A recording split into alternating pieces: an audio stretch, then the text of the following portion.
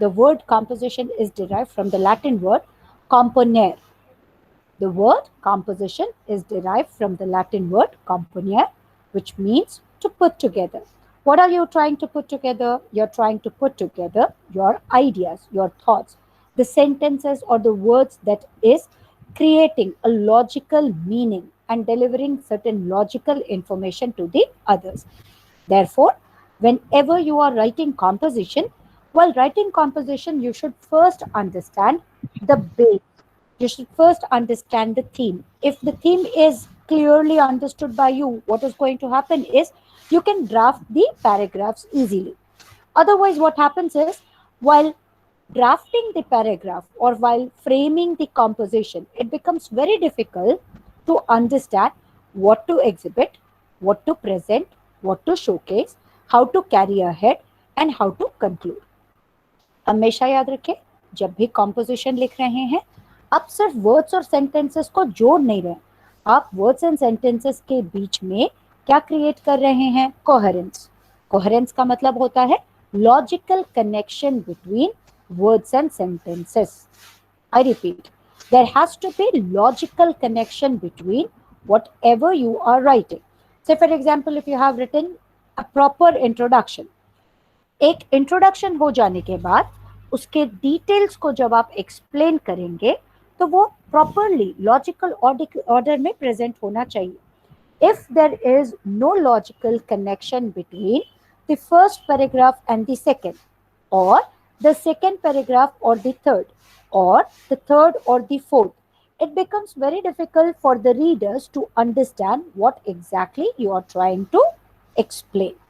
Hence, meaningful deliberation along with logical connection between the words and sentences as well as between the paragraph is the basic requirement for writing or drafting the composition. जब भी हम composition लिखते हैं, हमें ये ध्यान में रखना होता है, पैराग्राफ्स एक के साथ एक लॉजिकल अंडरस्टैंडिंग बना रहे हैं या नहीं. If there is a gap, what is going to happen? Reader will not understand the concept in a better way. It will be difficult for the readers to understand what exactly you are trying to explain. As we have already discussed, to once again reiterate, there are four major types of composition that are generally written. First is description, second narration, third exposition, fourth augmentation. अब इन सारे four types of composition के बारे में एक एक कर समझते हैं. The first, description. It's similar to something where you are given a plain canvas with some colors and then you are asked to paint a picture. No outlines are drawn on the canvas. The pictures that you are going to draw or a picture that you are going to draw may vary from one person to the other person. सबके पास अगर canvas है और सभी को कहा जाए अपने मन मुताबिक एक पिक्चर को ड्राफ्ट कीजिए और ड्रॉ कीजिए, तो आप सब अलग अलग पिक्चर्स बनाने जा रहे हैं और बनाएंगे. वहां पर आप अपने इमेजिनेशन के बेसिस पर अपने इमेजिनेशन को मीनिंगफुल शेप देते हुए पिक्चर को ड्रॉ करो. Similarly, when you are writing composition related to descriptive thoughts, what happens is you are describing someone or something. When you describe someone or something, that means there are certain list of features, there are list of characteristics which require certain details so that the reader can understand. For example, you are describing about a person, you are describing about a place, you are describing about a picture or a movie or a film, or maybe related to your visit to a restaurant or to a hotel.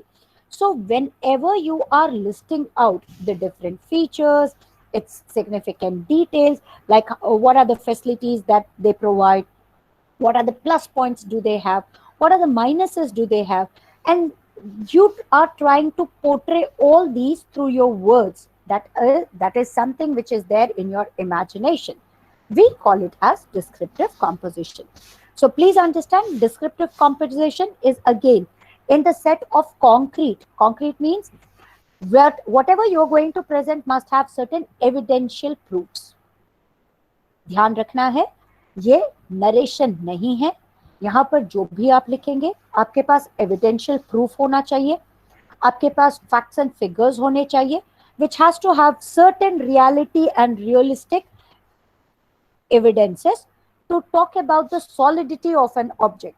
When I say solidity of an object, which proves that yes, this object is actually in presence, or the person is there, or the place that you have visited really exists.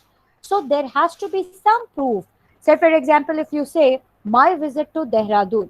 Now, if you are talking about the beauty of Dehradun, and when you are describing the scenic beauty of Dehradun, you must also have certain images. Some pictures click. Maybe in those pictures, your picture may also be included. But you should always remember, people will believe that yes, you have visited the city called Dehradun only when you show some pictures, and that adds on to the relevance. Please make sure that whatever you are going to provide must match as per to the description of the object. अगर आपने कहा कि देहरादून एक ठंड वाला प्रांत है, लेकिन वहां पर अगर बहुत ज्यादा गर्मी जैसा माहौल है, तो आपके पिक्चर में भी उस तरह से सीन कहीं ना कहीं डिपिक्ट होना चाहिए, which must simultaneously match up to the expectation of the audience. So when you are describing, now, if somebody says, describe a rose, you may include the color of its petal, the aroma that its perfume has, where it exists. Are you describing a rose flower or a rose shrub which is there in your garden? Or are you talking about the same which is placed in a plain terracotta plot? Or are you talking about your visit to Eco Park or the Eco Garden and then watching and seeing the different roses of the different colors, shapes, sizes, and all? So, this is something related to descriptive. The second type of composition talks about narration, wherein it's like telling a story. Now, as you are telling a story, this can be related to fact or fiction. It can be something which had happened in your life, or could be an imaginary which you are thinking and you are trying to convince the reader, or you are trying to bridge the gap between your thought process and to that of reader's thought process. So, as I said, this can be both imaginary as well as fact based. So, whatever you are going to present, if it is fact based, again, people will look for the evidences and proof. But if it is imagination, it should try to hook the thought of the audience. Remember the technique of AIDA: attention, interest, desire, and action. So, all those techniques of AIDA must be seen when you are narrating the story. If it is dramatic, please understand the scenes must connect with the thought process of the listener so that they can imagine the action as if it is happening in their mind, as if something is played in front of your eyes. Now remember, the whenever we describe about narration, the best example are all the films that are presented or that are directed and produced by the different people, so that you can view that particular story. The story that you're viewing sometimes are fact based, sometimes are fictitious. When it is fact based, you try to connect with the real life of the person. Now, recently, you might have heard the flying Sikh, Milkha Singh. He expired and he has breathed his last breath. Now, there was a movie which was created, which was the biopic of Milkha Singh. And in that biopic, when you watch someone depicting his role or depicting his lifestyle, we can very well connect with what Milkha might have gone through. Though you are not watching Milkha Singh, but still you can imagine the pain, the rigor, the kind of trouble, the kind of passion he had in order to participate in the Olympics, the problems that he had faced in order to participate, what kind of trauma he was going through, what was the reason that had forced him to join military or that had forced him to run in the athletics. So all these can be very well imagined. Why? Because there is someone who is narrating it. That can be through actions or through the dialogue. Please remember, most of the time we can present it in chronological order, but in case if we are describing someone's flashback. Say, for example, there is a person who is talking about his past. Then the narrator may try to bring you to the current scenario, and many a times he's going to take you to the flashback. So please understand, in narration, we do not stick to the chronology. That means we don't stick to only the past tense or the present or the future. It may hop from the present to the past or from the present to the future. Then, if you are trying to narrate about the same concept, that is rose, what are you going to do is you are going to try to make people understand when this rose was first seen, how dramatically it was described by the people, how it has come into existence in the garden, and how then people started cultivating. Now, try to understand the pain that this particular flower has to bear in order to have that beautiful color or that beautiful fragrance. In order to grow on that particularly thorny bush, it is really painful. But when you see the rose, you forget about the thorny bush. Rather, your complete attention or focus is on its color and the aroma. So, this is what the narration tries to pick out. The third kind of composition that is generally written is exposition, which all talks about the fact. Remember, I have given you the examples related to all these science lab experiments which you generally perform in order to explore things and facts related to either the person or the place or the thing or an event. Please remember, expositions describe the object, but in this description, people are not aware about all the things in detail. Say, for example, when you're describing about your visit to Dehradun, if you're describing it to your friend might not have visited Dehradun, but he may be very much aware of the fact that Dehradun is a beautiful city. But when you are describing about any object, people will be seeing it, people will be viewing it, people will be feeling it for the first time. So, therefore, you are trying to expose, you are trying to bring it to the notice of the people for the first time. Hence, while exposing, try to make sure that you try and create the right imagination. You try to connect with the audience with all the right facts and figures so that the people can understand and interpret it in a right manner. Otherwise, what is going to happen? If you wrongly interpret, the people will take it in a different manner. Their imagination will be totally different, and it would be difficult to connect your ideas and thoughts with exactly what the person was trying to explain. So, in case if we are trying to expose same product like rose, you should also understand how exposition will vary from the description. In description, when we were describing about the rose, we tried to describe about its color, that is the color of its petal. We tried to describe about its aroma and where it was grown. But when you are exposing, you're going to talk about its scientific and the common names, who has developed it, when it was developed, what is its public name, or how it was tried to modify, like how did we try to bring the hybrid versions of the roses in the different colors and the different shape. So this is something related to exposition. Finally, when we talk about the last type of composition, we are going to discuss about augmentation. In augmentation, people try to convince people's opinion. Say, for example, if there is a product, the product may have certain do's and don'ts, certain pros and certain merits and demerits, certain advantages and disadvantages. So, whenever there is an exercise of comparing and contrasting, wherever there is a methodological presentation of both the sides of argument, that too in a logical way. Please understand, if you are presenting an argument which is not logically correct, which is not reasoning in a proper way, or there is not proper formal reasoning, people will not buy your statement, people will not accept your argument. So therefore, it has to have the proper logical arrangement and order. The end result should be to persuade the listener.